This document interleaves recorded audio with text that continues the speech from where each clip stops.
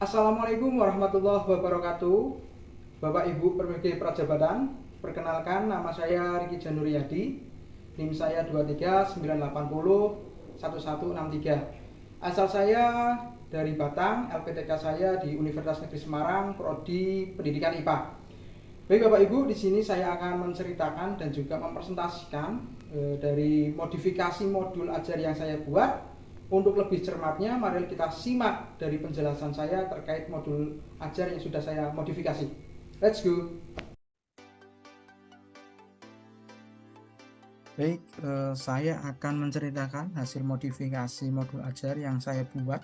Nah, tujuan dari modifikasi sendiri itu berguna untuk memperbaiki modul ajar yang dibuat. Nah, sebelum dimodifikasi, modul ajar yang saya buat itu belum lengkap. Kekurangannya terlihat dari penggunaan pendekatan dan metode itu belum saya tulis secara tersurat. Jadi kalau pembaca itu belum tahu pendekatan atau metode yang saya buat. Kemudian belum mengarah pada pembelajaran yang berdiferensiasi. Nah, pembelajaran diferensiasi itu ya seperti yang sudah saya dan Bapak Ibu pelajari. Diferensiasi, ada diferensiasi konten, diferensiasi proses, dan diferensiasi produk. Kemudian rubrik penilaian LKPD juga belum dicantumkan. Pendekatan dan metode itu perlu ditulis guna menginformasikan kepada pembaca modul sehingga pembaca itu mudah untuk mengaplikasikan jika modul itu mau dipakai. Kemudian pembelajaran diferensiasi itu bertujuan untuk menyesuaikan dengan kebutuhan masing-masing siswa. Nah, pembelajaran diferensiasi ini sangat penting untuk kurikulum merdeka karena kita ditekankan pada memerdekakan siswa dalam pendidikan. Kemudian rubrik penilaian perlu ditulis guna memudahkan mengolah suatu nilai dari suatu asesmen. Nah, kalau ada rubriknya nanti kita mudah untuk menentukan nilainya. Nah, setelah modul yang saya modifikasi, kekurangan pada modul sudah tidak ditemukan lagi karena sudah saya revisi. Nah, alasannya modifikasi itu ya untuk merencanakan pembelajaran yang sesuai dengan kebutuhan siswa dan nantinya dapat diterapkan dalam pembelajaran dengan optimal. Nah, modul ajar yang saya buat, nah seperti ini Bapak Ibu. Untuk materinya struktur dan fungsi tubuh makhluk hidup, submaterinya sistem ekskresi, alokasi waktu 4JP, atau ini saya 2 pertemuan ya. Kompetensi awal sudah saya tuliskan profil pelajar Pancasila, saya mengarah pada karakter yang beriman bertakwa, berakhlak mulia, gotong royong, berpikir kritis dan kreatif. Kemudian di sini tadi yang terkait kekurangan, saya sudah menuliskan pendekatan saintifiknya. Mode pembelajaran berbasis problem based learning atau PBL dengan pendekatan saintifik dan menggunakan metode presentasi, ceramah, dan diskusi. Karena metode yang saya gunakan memang disesuaikan dengan yang saya siapkan, seperti ada PPT, kemudian tanya jawab, dan juga lembar diskusi siswa.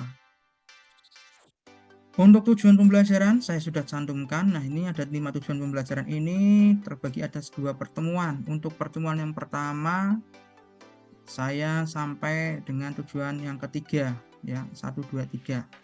Masih terkait merinci dan menganalisis organ ekskresi dan juga menganalisis proses pembentukan urin melalui kegiatan diskusi.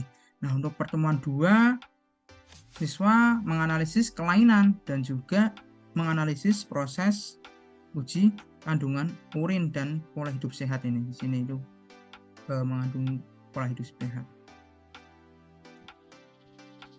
Kemudian untuk sarana prasarana, nah sudah saya tuliskan target pembelajaran. Kemudian pemahaman bermakna, harapannya peserta didik memahami kaitan antara berbagai organ pada sistem ekskresi dan fungsinya, serta menganalisis kelainan organ pada sistem ekskresi dan pola hidup sehat. Nah, pemahaman bermakna ini harapannya dalam waktu jangka panjang siswa itu paham dan mau mengaplikasikan ilmu yang sudah didapat dalam kehidupan sehari-harinya. Ini di sini ada juga pertanyaan pemantik, ada banyak sekali ya, ada 7, seperti pernah kalian mendengar kata ekskresi, kenapa berolahraga itu berkeringat, atau bagaimana sih proses pembentukannya, mungkin itu. Nah, banyak sekali. Kemudian kompetensi sosial emosional, yang utama adalah penanaman kesadaran diri, penanaman rasa empati, pengendalian diri, dan kesadaran sosial dan empati, serta pengambilan keputusan yang bertanggung jawab. Nah, di sini tadi saya singgung bahwa kekurangannya dulunya itu modulnya belum berdiferensiasi. Kita lihat di modulnya, sintaksnya. Untuk sintaksnya saya mengambil sintaks yang PBL, Problem Based Learning ya. Untuk yang pendahuluan ada pembukaan seperti biasa. Nah, yang saya tambahkan di sini adalah ice breaking, karena untuk mengaktifkan semangat belajar siswa, mengaktifkan yang belum konsentrasi menjadi yang konsentrasi. Tuh. Kemudian persepsinya saya munculkan pertanyaan. Ya, pertanyaan pemantik juga saya munculkan di sini. Kemudian untuk sintaks yang pertama, problem based learning, itu orientasi siswa pada masalah. Saya munculkan suatu permasalahan di mana ada 2 gambar. Nah, kenapa pada suhu panas itu berkeringat dan kenapa pada suhu dingin itu kita merasa lebih suka kencing daripada berkeringat. Nah, itu adalah masalahnya. Kemudian pengorganisasian siswa untuk belajar. Dan di sini saya atau seorang guru memberikan kesempatan siswa untuk menggali berbagai informasi terkait sistem ekskresi. Di sini bisa semuanya diakses, terserah siswanya sesuai dengan gaya belajar masing-masing. Misalnya yang suka video boleh melihat YouTube, yang suka membaca boleh melihat artikel atau berita sesuai kesukaan siswanya. Nah, ini diferensiasi proses ya, proses dalam penemuan informasi atau penggalian informasi.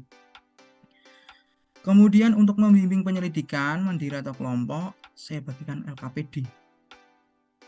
Nah, di sini ada diferensi konten di mana siswa menerima materi yang diberikan guru terkait informasi yang diminatinya untuk digali lebih dalam sistem ekskresi pada manusia. Jadi terserah kontennya mau dipilih mana dalam mengakses informasinya itu. Boleh konten berupa video, artikel, atau gambar-gambar, terserah.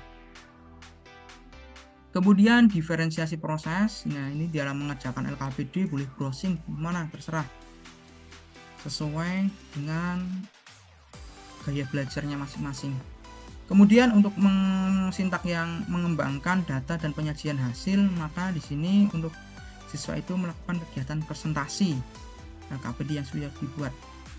Kemudian ada pengevaluasian pada proses pemecahan masalah, yaitu kita guru bersama siswa saling menanggapi dan mencari solusi atau jawaban dari permasalahan yang ada. Dan juga untuk penutup, seperti biasa, kegiatannya membuat rangkuman, refleksi. Nah, ini sama untuk pertemuan kedua, masih sama. Nah, untuk modifikasi selanjutnya yaitu tadi terkait rubrik penilaian. Kita lihat dulu rubrik penilaian. Nah, di sini di lampiran yang pertama asesmennya gunakan formatif awal ya, Bapak Ibu, untuk melihat karakteristik dan cara belajar siswa, gaya belajar siswa. Kemudian asesmen formatif ini observasi diskusi, di mana kegiatan diskusi berlangsung. Ini juga sudah ada. Kemudian lanjut asesmen formatif kognitif. Nah, sudah ada rubrik. Kemudian yang tadi yang disinggung adalah yang di sini, pada lampiran lembar kerja peserta didik. Nah, sini sudah saya tambahkan rubrik penilaiannya. Nah, kriteria rubrik penilaian. Nilai total perolehan skor dibagi 4 dikali 10. Kemudian sama. Untuk LKPD 1 dan LKPD 2 saya bedakan ya. Untuk LKPD 1 belajar mengenai merinci sistem ekspresi, organ-organnya apa saja. Namun untuk LKPD 2 mengarah pada proses di mana menganalisis suatu kasus atau permasalahannya. Nah, di sini saya mencoba untuk menerapkan pembelajaran yang kontekstual karena sesuai dengan kenyataan atau yang sering didapatkan kasus di masyarakat terkait kelainan sistem ekspresi pada manusia. Di sini ada kasus nih, dan saya menyinggungnya adalah para anak-anak dan juga remaja kasusnya. Di sini sudah ada juga rubriknya. Baik Bapak Ibu, sekian pemaparan cerita mengenai modifikasi yang saya buat untuk modul ajar pada materi sistem ekspresi. Demikianlah dari saya, terima kasih.